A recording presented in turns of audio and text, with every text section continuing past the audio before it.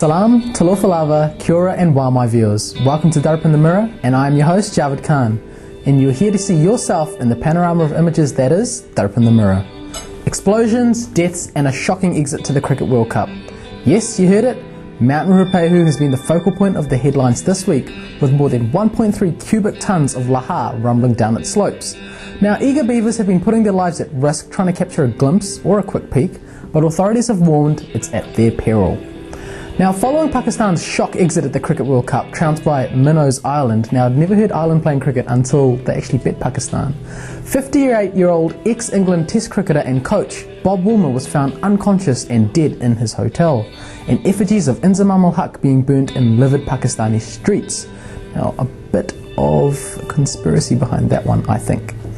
And moving right along, today's program features more action. We will be carrying a brief interview with John Key, National Party leader, and this will be followed by a small feature on the Iraq occupation. This will of course be followed and pursued by Darpin's local news. John Key speaks his heart out over several topics, touching among other things Helen Clark's recent visit to the US and how the government is not so forthcoming with clear views on Iraq and the introduction of air marshals on Air New Zealand international flights. From the governance issue plaguing the Auckland region to why National dumped the market rents policy for state housing. From Labour's failure to keep an election promise of giving 23 hours of childcare to 92,000 preschoolers, which John Key sees as an election fraud on behalf of Labour. He also aired his thoughts in detail on Iraq's occupation by the US and British, with allies, on the eve of the 4th anniversary of the invasion of Iraq. So viewers, let's meet John Key.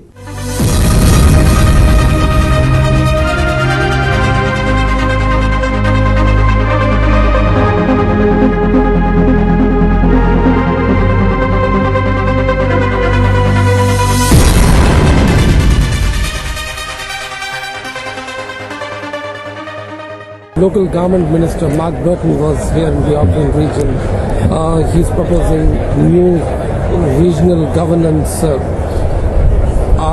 giving the councils 2 to 3 months to come up with a single plan. Yeah. What's your take on that? Well, we certainly support a change to local government and the governments here in Auckland. We think with 7 local authorities and with the ARC that's too many. But in our view, the government has taken nearly 8 years now to try and address the situation and has done absolutely nothing about it. And it's kind of ridiculous that they're now coming back saying they're going to consult further with Auckland, because only about 4 months ago Helen Clark was up here promoting the sort of plan which the 4 mayors put together, and that fell over after about a day. So my guess is that without the right governance, Auckland won't be able to compete as a world-class city, but really, you know, it's just a little bit too little and a little bit too late from Labour. I see. Don't you think the government is doing enough, or they're not putting in much effort? Well, I just don't think they're really committed to the process. I think they're worried about upsetting some of the voters. I think the voters are much more concerned that their rates are going up so rapidly and that there's no efficiency in the decision-making process. I mean, Auckland is a city of 1.3 million people. We know that over time it'll grow to nearly double that size, and it needs to have a governance structure and a rule-making body that can be efficient and effective and be able to plan for the future. And really, Labour have sat back now for 8 years wondering what to do. This is just the latest attempt to kind of pass the buck over to local government itself, and I just don't think this latest plan has any credibility and will work. Today is the 4th anniversary of US occupation of Iraq, invasion of Iraq. Right. What are your thoughts on that? Well, I think everybody knows that the situation in Iraq is pretty serious, and I think they want to make sure that that situation is resolved and democracy is installed and maintained, I guess, as quickly as possible. I mean, it's sort of impossible for us from such a long way away. It's not a war that we're engaged in, so it's impossible for us to know whether the level of troops on the ground and from the coalition of the willing is the right number. But we certainly do know that it's critical that the Middle East has peace restored, and we know that there's an enormous loss of life taking place in Iraq, and really too many people. And I guess from a bystander's point of view, we're very keen to see that situation resolved. like two different viewpoints coming and emanating from the government quarters. Well, that's right. I mean, the government's position is completely confusing. I mean, they've already had three positions. You know, Jim Anderson as the duty minister was likening it to Vietnam. I mean, you've had the Helen Clark refusing to offer a view on the position at all, and you've had Winston Peters as Minister of Foreign Affairs saying that the Americans should stay. I think what we do know is Helen Clark really is pretty anti-American in her views, despite the fact that this week she's going to see George W. Bush. She's never been a fan of America. I mean, the National Party takes the view that America's the biggest, it's a superpower, it's a very important nation, and we want to have friendly relationships with them. And I think, we're obviously keen to, if we can, extend a free trade arrangement between New Zealand and America. We'll always make decisions here on foreign policy in New Zealand by the National Party in the best interest of New Zealand, but I think it would be useful if we could have good relationships with America. Well, what's your view regarding pulling out of Iraq? Look, I think that's really a situation that the Americans have to decide. I mean, we're just not engaged in that war, and I guess in a sense we'd simply be a sort of a couch sort of general. And I think it would be wrong in the sense that to do that would be involving ourselves in a conflict for which we have no place. Now, what about NZ decision to extend the tenure by another 1 year of our troops stationed in Afghanistan?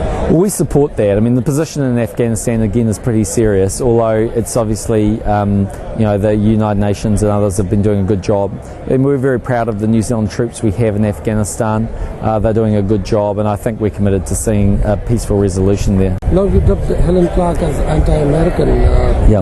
If US were to invade or strike Iran, would your party be supporting that? Well, like every conflict that takes place, we'll always look at that on a case-by-case basis. We really don't have the facts on that situation yet. It's not something we're going to rush off to do quickly. I mean, we made it clear we supported, in the case of Iraq, the coalition's the Willings' right to go to Iraq because we thought they had weapons of mass destruction. But we ourselves would not have sent troops to Iraq.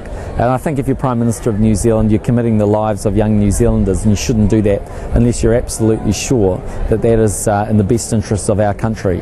And we'd need to have a pretty high bar to be pass to prove that that was worth it. So while I can't prejudge any individual case, we'll always look at them.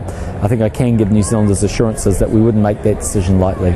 So, in other words, friendship with the United States, when you moot it, you don't see it as blindly following the US? We certainly wouldn't blindly follow the US. I mean, there are many instances where we've in the past we've cooperated with America. World War II is an obvious example. The Vietnam War we went to, but in others, we haven't. And I don't think anyone should assume that just because America decides to do something, New Zealand will follow, because I think that would be the wrong approach from New Zealand's point of view.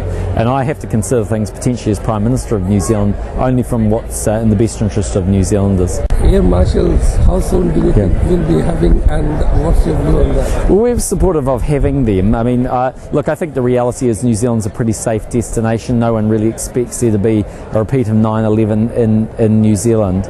But nevertheless, we've seen from what took place in America and New York and in upstate Washington that this is possible. And so the National Party supports air marshals on the international flights, although I think it's very unlikely we'll see them in the short term. What about on the domestic flights? Do you think? Well, if they wanted to have them, they could, but I really don't see that being a likely situation. We have to take international security and terrorism very seriously now. We've seen so many situations in recent times, and my guess is that the world will stay pretty unstable for quite a period of time. So we're supportive of any measures that will make New Zealand citizens safe. Now, with regards to the national, putting away with the market rents, yes. The policy. Yep. What exactly motivated you to do that? Well, look, the position is that currently state house tenants pay what's called income-related rent, so the rent is no more than a quarter of their income. We had historically had a position where we had adopted market rents with an accommodation supplement to support people. I really don't favour a move back to market rents. I mean, the reality is if we do, those probably in state houses will pay a lot more and probably will leave those state housing. And we worry about the fact that means that people are moving around a lot. So we recognise the place of state housing, and I for one am prepared to support income-related rents. But what we would say is that there are about 66,000 state houses. Of those, 10% of them are people paying market rents. We'd like to make sure that anybody who's living in a state house can buy it if they want to. We're going to work out a program that will help them through that. We think when people own their own home that they tend to feel like they have a greater stake in society, and if they do buy a state house, then we'll replace it with another state house, taking somebody off the waiting list, because we certainly know the waiting list is long and it's really difficult for people to get on that. As a sort of sidebar, I guess, issue from that, I mean, our main commitment is around affordable housing. Far too many New Zealanders can't afford to buy their own home. It's a complex issue, but you'll see things from National over the next 18 months which will ensure that New Zealanders do have an opportunity to buy their first home. Now, with regards to the Labour's pre-election 2005 elections promise of giving 23 hours for the 92,000 preschoolers between 3 to 4 years old, you see it as an election fraud? Yes, well, it's completely an election fraud. I mean, the basic issue is that Labor have promised every 3 and 4 year old 23 hours. That relies on the providers, those people who offer those services, signing up to the government scheme. What we know is that the majority are not doing that. Auckland kindergartens just a few weeks ago came out and said they wouldn't be electing into the scheme. They represent kindergartens which look after 10%, of all 3 and 4 year olds. So really the situation is, for most people, they won't be able to access the scheme, and I think the government always knew that. So unless they're prepared to change the terms, and so far the Minister responsible and Helen Clark are saying that they won't change the terms, then for most people it's just a fraud. The reality is they've been promised one thing by a Labor government and delivered nothing on the other end. And I think that's been one of the things we've seen from Labor in recent times, is them simply just not keeping their election promises. And I think what I would say to people is the national government will keep its promises, and we'll make sure that when we offer something in an election campaign, it will be delivered on, and that's the tragedy of that position from Labor. Now you see the crisis in the corrections department deepening day by day?